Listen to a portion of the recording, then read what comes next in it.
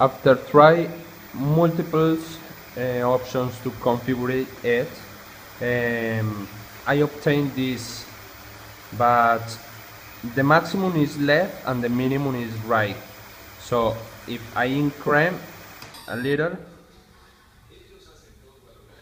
okay, again, if I increment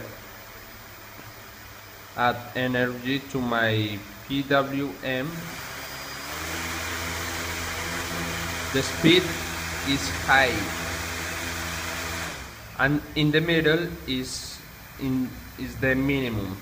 But if I move a little bit to right, the motor is stopped. In the middle, then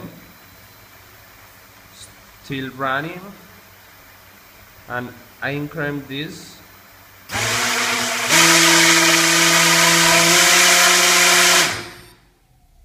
But the maximum is not support. I don't know why.